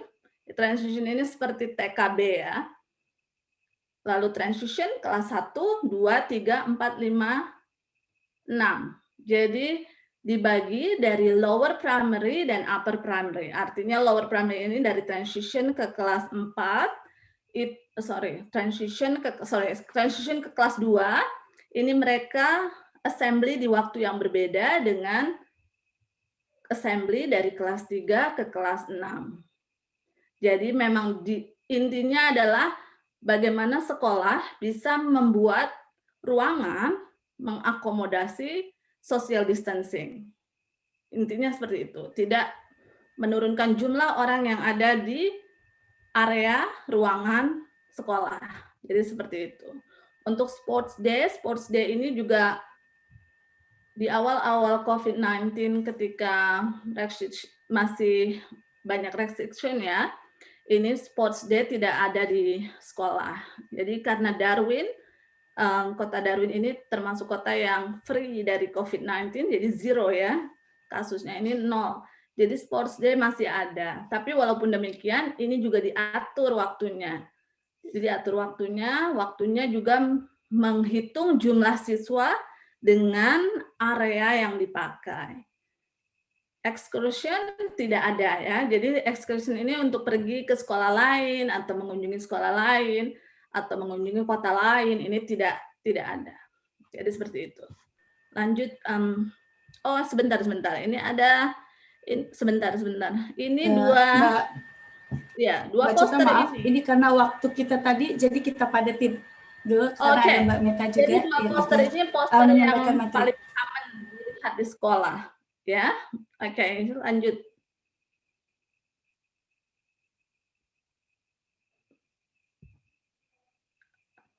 Oke, I think sepertinya saya sudah selesai ini. Jadi nanti kalau ada beberapa pertanyaan terkait dengan bagaimana praktek belajar mengajar di sekolah, kita akan mengacu pada referensi yang ini ya, yang ada di slide ini. Terima kasih Mbak Yani dan terima kasih semua ibu-ibu yang sudah ada di sini. Semoga informasinya bermanfaat. Mohon maaf jika ada kekurangan. Terima kasih Bu Eva. Baik, terima kasih Mbak Citra yang sudah membuka wawasan dan berbagi pengalaman bagaimana sekolah di Australia di masa pandemi ini. Mungkin agak cepat dan dipadatin. Yang terakhir nih Mbak Meta, silakan. Sebentar saya.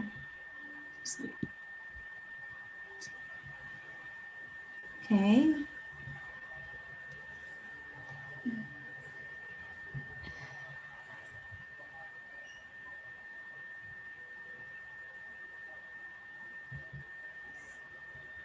Oke, sudah bisa Mbak Yani? Ya. Saya mulai. Oke. Boleh Mbak. Ya. Kepada Mbak Yani selaku moderator ya atas waktu yang diberikan pada saya. Selamat sore kepada Mbak Eva, lalu kepada teman-teman narasumber, Mbak Tita, Mbak Citra, dan kepada seluruh ibu-ibu dan mungkin ada bapak-bapak juga ya yang hadir pada kesempatan hari ini. Selamat sore, salam sehat dan salam sejahtera untuk kita semua. Pada kesempatan ini saya akan sharing tentang kesiapan menghadapi penyelenggaraan kegiatan pembelajaran kegiatan temu muka yang diwacanakan akan dimulai pada semester genap tahun ajaran 2020-2021 di masa pandemi COVID-19. Oke, bisa kita mulai ke slide yang berikutnya Mbak Yani? Ya, oke. Ya, selama semester ganjil kemarin, itu sebagian besar kegiatan belajar mengajar di Indonesia itu dilakukan secara daring ya Mbak, secara online atau belajar dari rumah. Kebetulan saya berdomisilinya di Bekasi. Jadi tadi seperti yang Mbak Citra bilang, saya tinggal di Bekasi dekat dengan Jakarta, di mana memang termasuk zona yang naik turun. Antara merah ke oranye maksudnya. Jadi belum pernah hijau, merah, oranye, naik lagi, merah lagi ya karena memang saya ini ya takjub juga tadi Mbak Citra bilang di wilayah di Australia jumlah penderitanya sedikit banget ya. Aduh bersyukur sekali saya dengarnya, nggak jauh sekali lah dibanding di sini. Sekarang di sini tuh kondisinya ya seperti itu, kenaikannya setiap harinya ribuan ya, terutama Jakarta. Jakarta masih peringkat pertama sekarang ini, kemarin tuh 7.000 kalau nggak salah ya, kurang lebih 7.000. Saya hari ini belum lihat lagi nih naiknya berapa. Jadi memang kita kemarin itu memang belajarnya melalui online. Tidak selalu mulus ya Mbak, Ibu, Bapak, karena memang ini suatu hal yang baru. Terutama saya ngajarin di PAUD.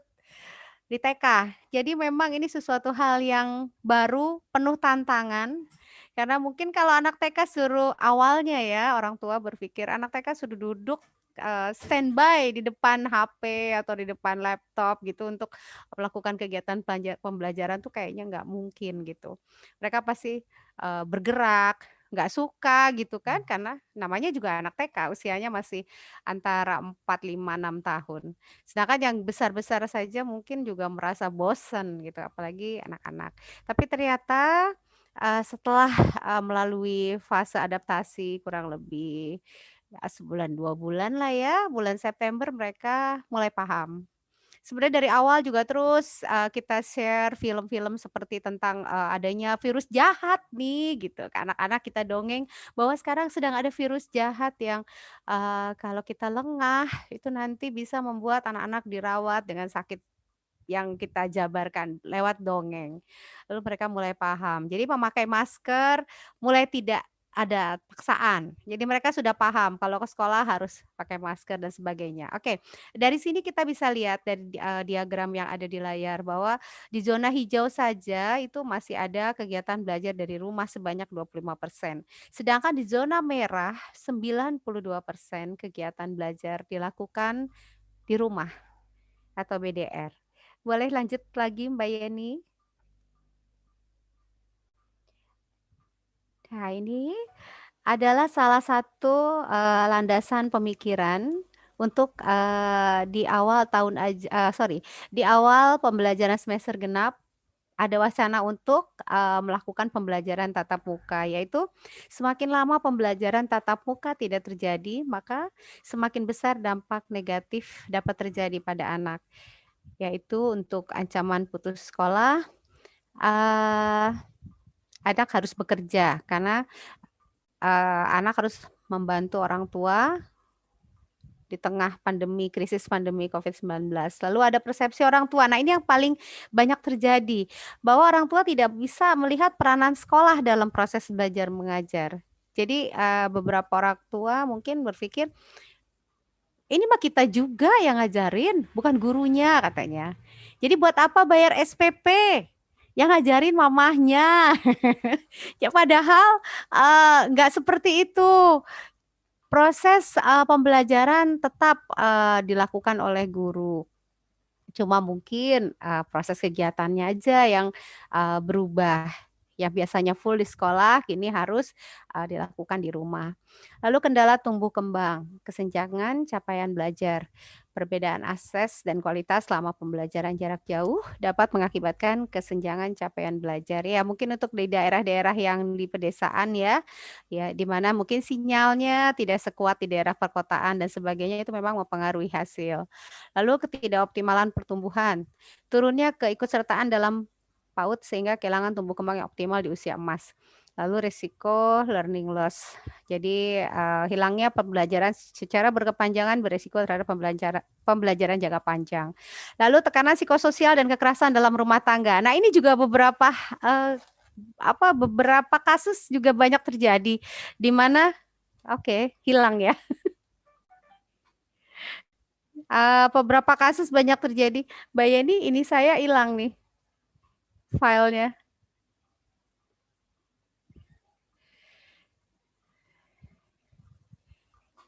Bisa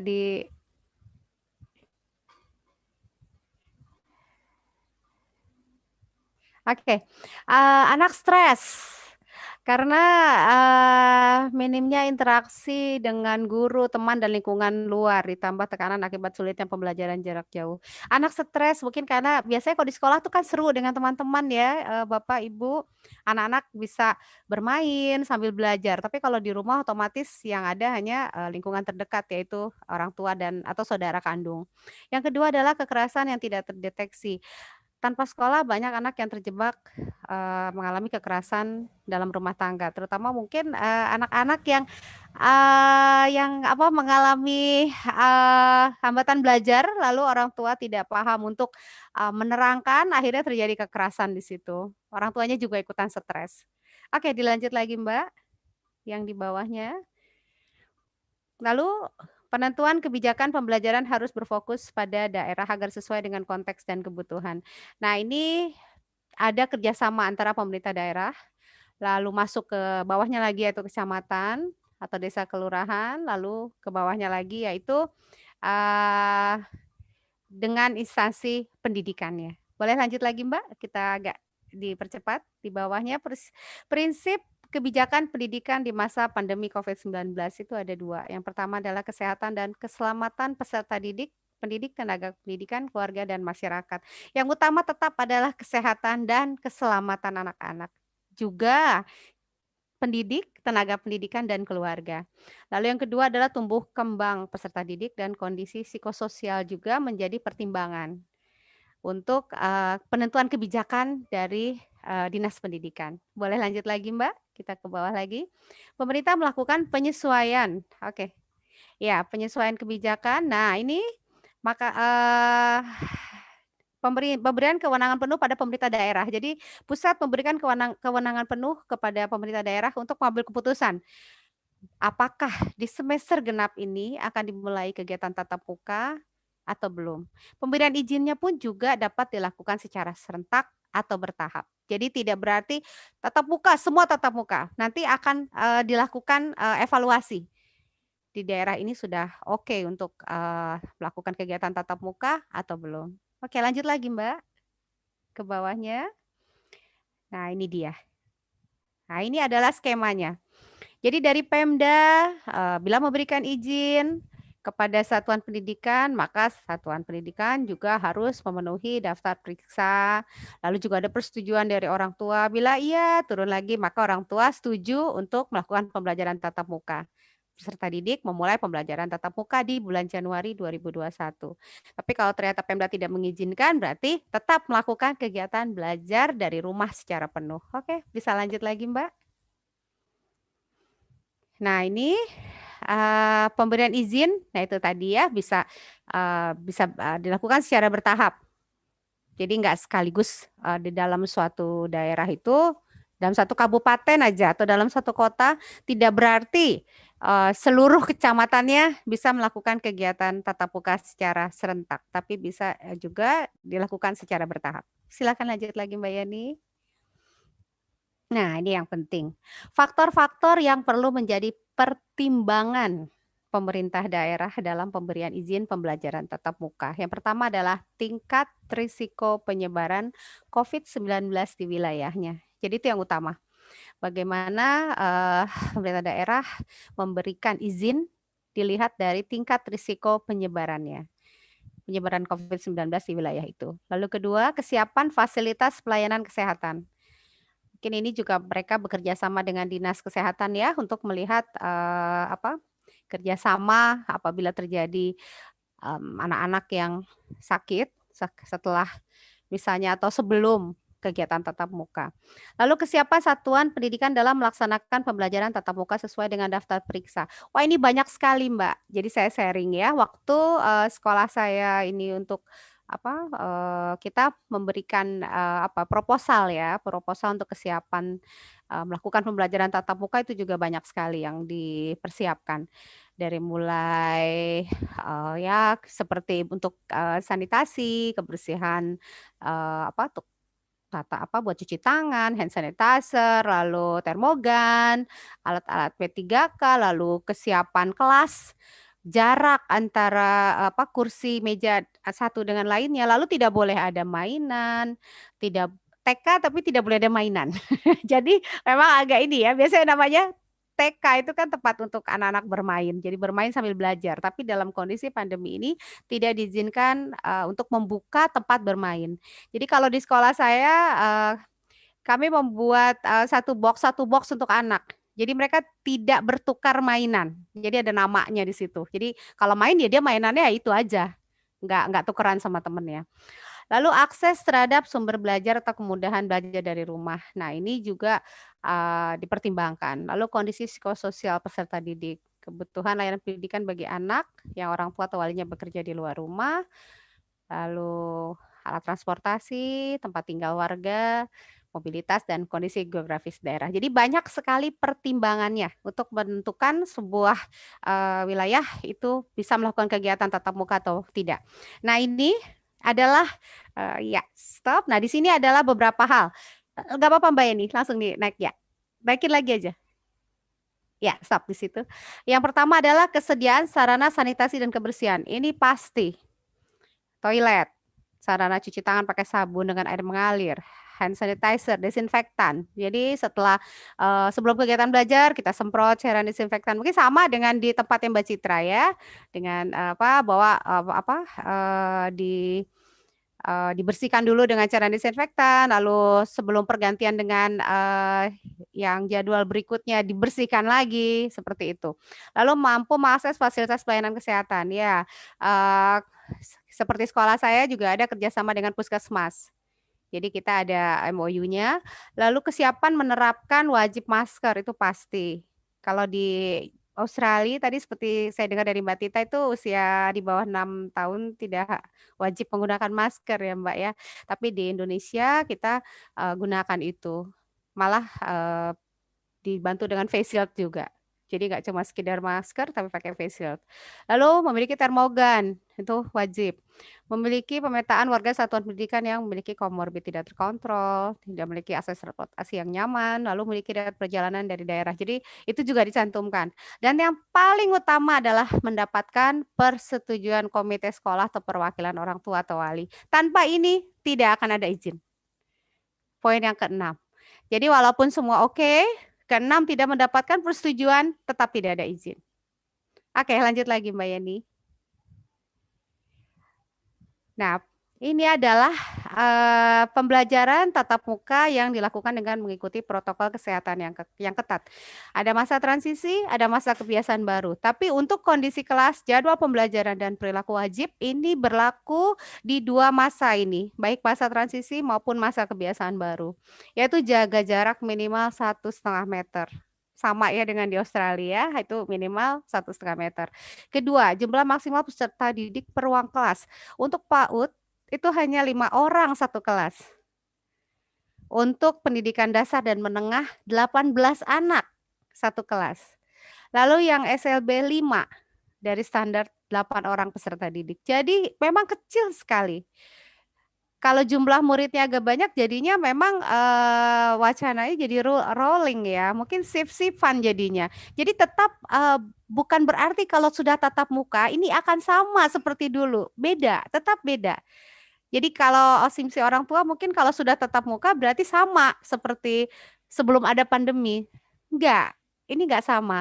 Jadi kalau kayak di saya di PAUD itu kebijakan waktu awal itu dari Diknas, sekarang kita belum dapat izin lagi ya, kita belum dapat surat-surat lagi, tapi dulu tuh wacananya adalah 3 hari tatap muka, 2 hari PJJ, pembelajaran jarak jauh, diseling.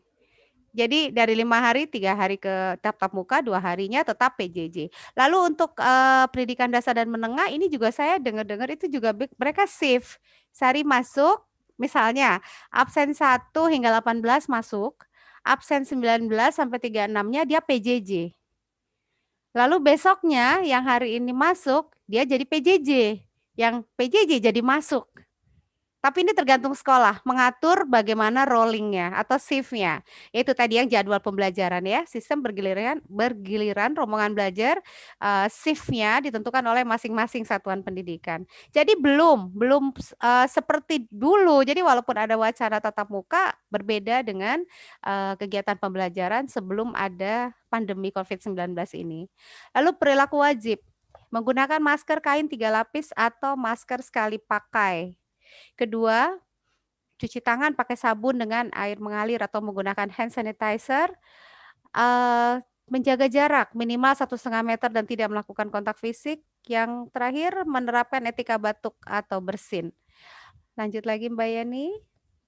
Kondisi medis warga satuan pendidikan, baik di masa transisi maupun di masa kebiasaan baru nanti, yang datang ke sekolah adalah anak-anak yang dalam keadaan sehat.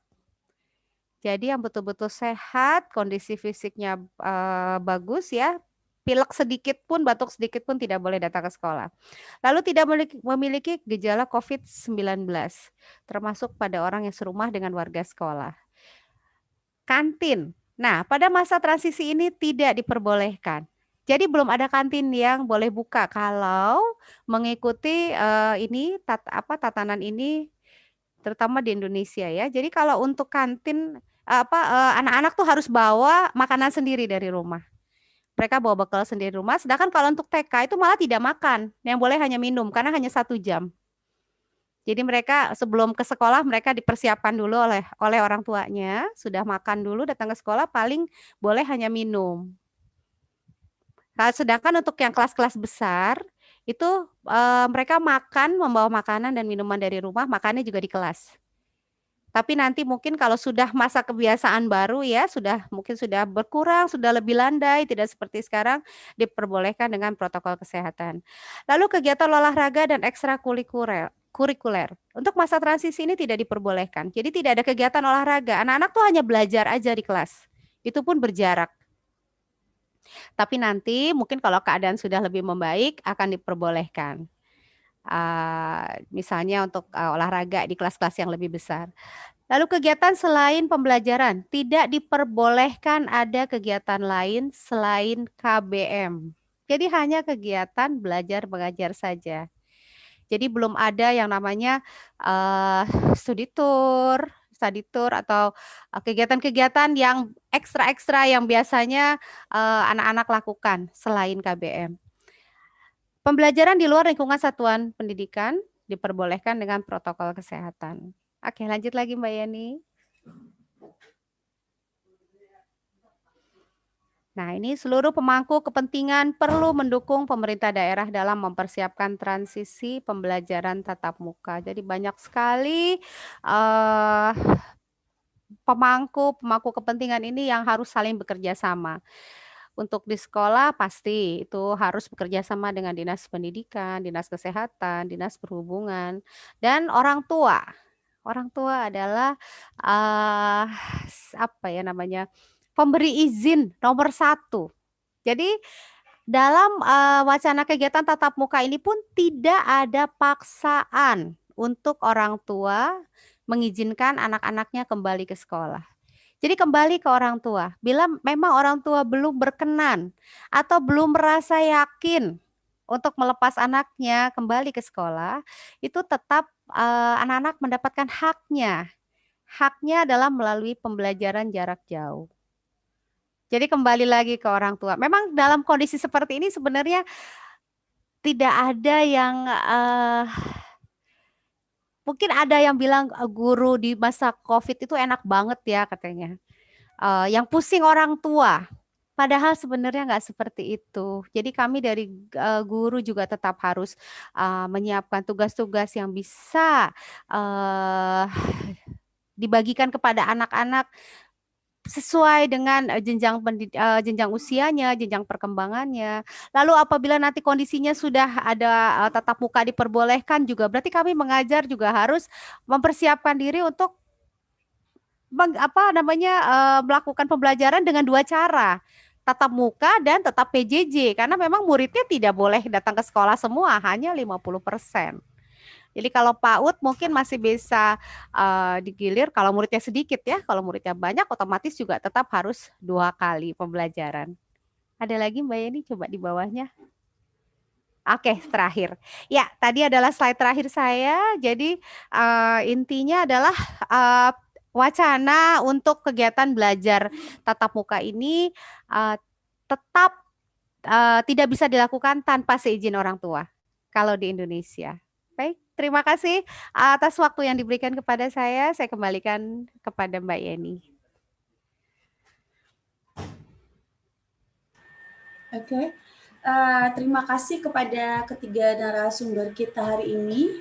Berdasarkan pemaparan di atas, sekarang saya langsung aja buka question and answer-nya kepada ketiga narasumber kita ya. Ini udah ada pertanyaan. Tapi untuk nanti kalau ada yang mau bertanya lagi, boleh melalui chat box atau bisa langsung bertanya, raise hand ke pemateri kita ya. Oke, ini dari Malahayati. Saya mau nanya, Bu, apa bisa masker medis itu dicuci? Karena kemarin pernah lihat ada yang share di FB, maskernya dicuci, terus dijemur. Pertanyaannya ke Saya, mana nih ya? Ke Mbak Tita saya kali ya? ya. Iya, insya Allah. Iya.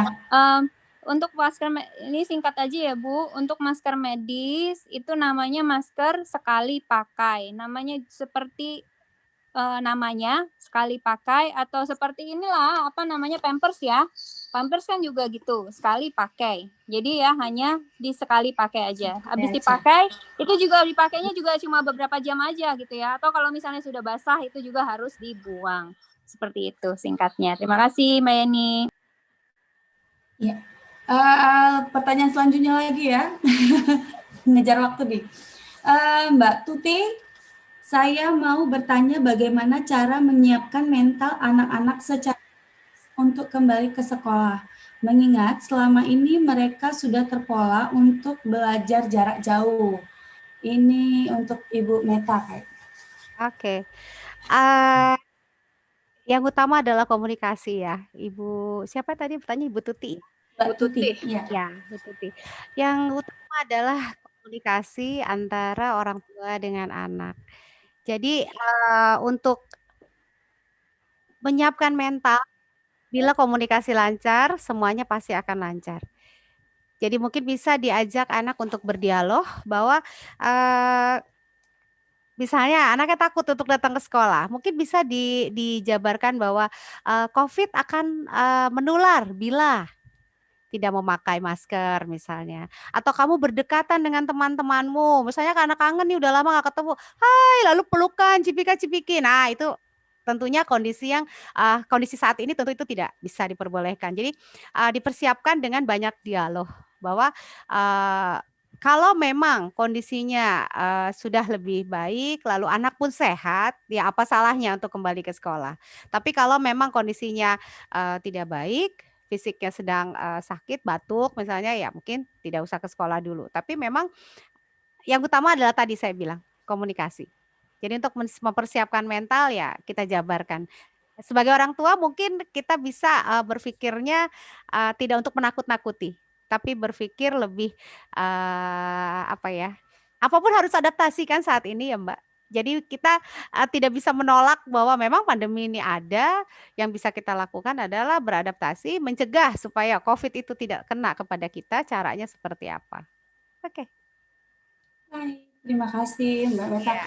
Ini saya lanjut aja ya. Mbak, dari MF Linda, mau nanya dengan kondisi saat ini sebaiknya sekolah tatap muka tetap dilakukan awal Januari atau baiknya ditunda dengan mempertimbangkan kondisi dan kebiasaan masyarakatnya. Nah, bagaimana ini kayaknya masyarakat Indonesia? Oke. Ini ke siapa ini? Siapa yang mau jawab? Saya mau ini nih, mau izin ya untuk urun rembuk ya. Insya Allah saya senang sekali dengan pemaparan dari Mbak Meta nih. Sepertinya dari pemerintah sendiri, dari protokol yang sudah ada dan sosialisasi yang sudah dilakukan ini tampaknya memang baik sekali gitu. Pemerintah sudah merencanakan segala sesuatunya dan seperti yang Mbak Meta sampaikan, Bu Meta sampaikan itu yang pertama adalah keselamatan, kesehatan dan keselamatan anak dan anggota sekolah itu sangat penting.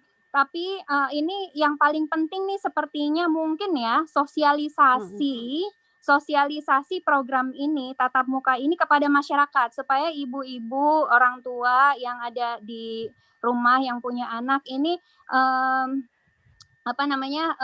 memiliki percaya gitu bahwa sekolah akan menjaga anak-anak insya Allah dengan baik dan penularan COVID-19 ini akan bisa di-reduce gitu ya.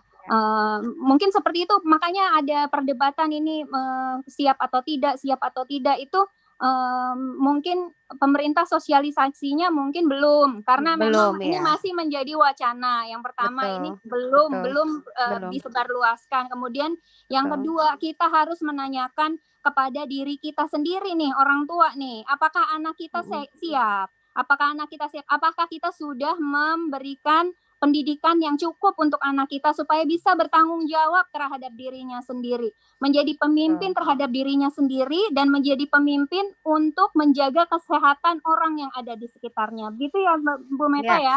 Iya, betul sekali Mbak Tita. Mungkin karena ini masih belum ini ya, seperti di tempat saya pun SK-nya belum turun Mbak. Jadi wacana sudah dikeluarkan, tapi SK pun sampai sekarang kita belum turun.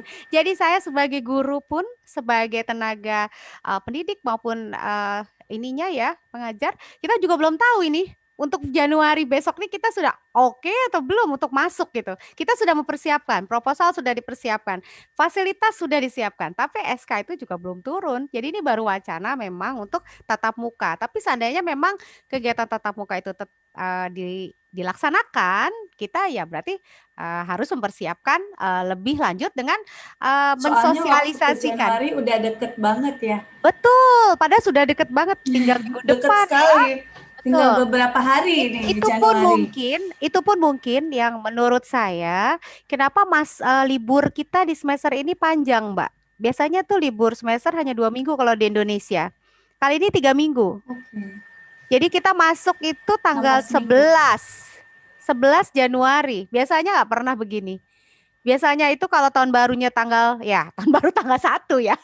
Maksudnya kalau tahun barunya misalnya jatuh di hari Kamis. Berarti Seninnya kita masuk. Misalnya gitu. Ini kan sampai panjang. Jadi ini mungkin juga pemerintah punya pertimbangan. Karena ini kan liburan nih. Kita nggak tahu ini besok nih naiknya seberapa banyak atau bagaimana, saya juga kita nggak belum bisa untuk memastikan. Ini kondisinya memang bukan kondisi yang kayak biasa ya, yang kalau udah begini pasti begini gitu. Ini kan enggak. Jadi saya selalu mempersiapkan ke orang tua murid juga bahwa kita tidak punya kepastian. Jadi saya selalu prepare itu rencananya ada plan A, plan E, plan B. Jadi tugas udah kita pikirkan. Kalau harus PJJ lagi, berarti tugasnya ini loh ya Ma. Kalau saya begitu. Jadi waktu kemarin kita ada rapat dengan orang tua itu pun online. Kita rapatnya lewat ini ya, jarak jauh. Jadi rapot hanya dibagikan langsung aja, nggak ada rapatnya sudah lewat online. Itu saya sudah sampaikan. Dan mereka sih, ya saya bersyukur mereka mengerti gitu. Orang tua mengerti. Saya bilang tidak ada satu orang pendidik pun yang ingin anak didiknya sakit. Tidak ada. Ya, yang utama adalah sehat. Sehat dulu. Buat apa pintar kalau kemudian mereka terpapar lalu sakit, lalu ada di rumah sakit. Yang susah bukan hanya anaknya itu aja, orang tuanya juga pasti susah. Apalagi nih PAUD, saya di PAUD ya. Jadi yang utama itu adalah memang keselamatan dulu. Jadi kita lihat besok nih setelah tanggal 1 Januari naik apa enggak ya. Itu yang namanya di Indonesia kan lagi sama ini Mbak Meta mungkin nunggu settlement dari Menteri Pendidikan yang baru. Siapa tahu ada yang baru lagi nih. Ada perubahan lagi ya. Kita juga nggak tahu. Memang ini kondisinya boleh ikut komen nih. Silakan Mbak Hera ya. Iya, silakan. Iya, betul sekali Bu Meta. Kebetulan saya kan komite sekolah. Kemarin memang diikut sertakan rapat dengan pihak sekolah. Jadi setiap sekolah saya pikir tidak hanya sekolah Jabodetabek mungkin ya. Saya di Depok, Bu Meta di Bekasi ya. Bekasi. Jadi setiap sekolah itu sudah mempersiapkan skenario gitu. Belum ada keputusan dari Diknas setempat gitu. Tapi kita udah punya skenario bagaimana kalau tatap muka, skenarionya, tahapannya, stagesnya seperti apa. Kalau tetap PJJ seperti apa gitu. Jadi kita siapkan sehingga pada saatnya ada keputusan, kita sudah insya Allah setiap sekolah sudah siap gitu ya. Siap, betul.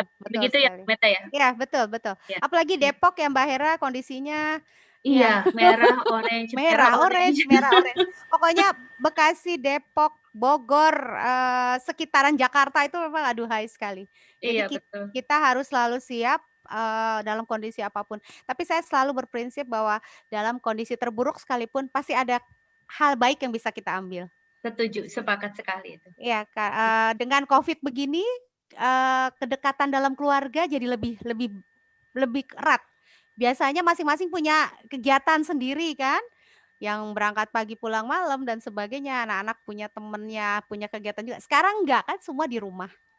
Jadi ada yang suami kerja di rumah, saya ngajar di rumah, anak saya yang besar yang harusnya kuliah sudah ke tempat yang baru, dia online juga di rumah, adiknya yang SMP kelas 3 juga di rumah. Kita di rumah aja. Yang penting sehat dulu. Ke pertanyaan ketiga ini Mbak Yeni. Silakan.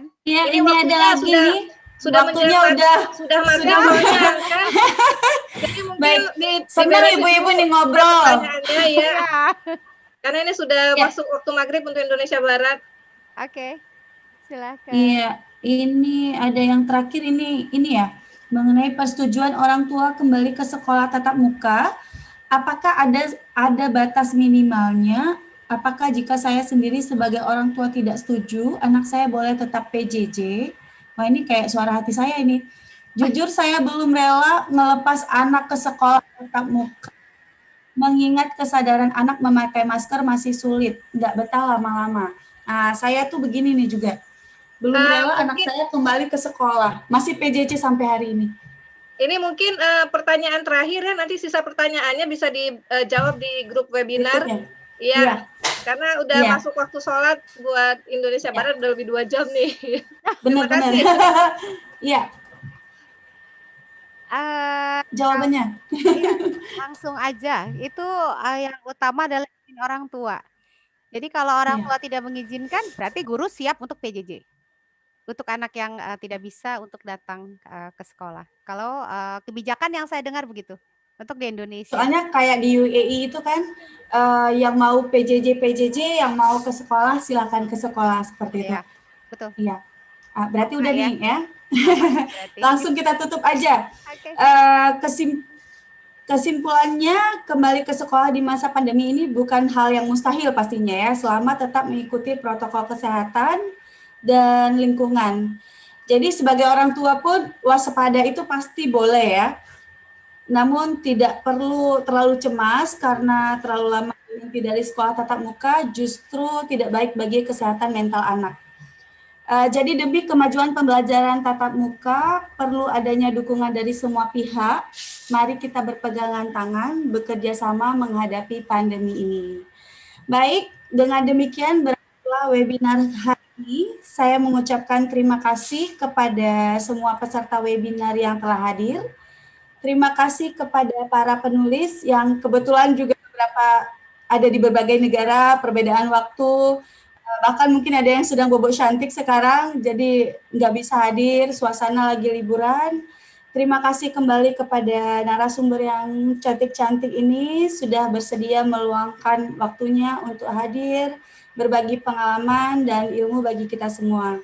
Oh ya, jangan lupa ada 2 webinar berikutnya. Ada door prize menarik bagi yang beruntung. Raffle draw-nya akan diadakan pada webinar yang terakhir, tanggal 28 Desember 2020. Jangan ketinggalan ya. Baik, saya Yeni Akram, mohon maaf jika ada salah-salah kata. Wabillahi taufiq wal hidayah. Wassalamualaikum warahmatullahi wabarakatuh.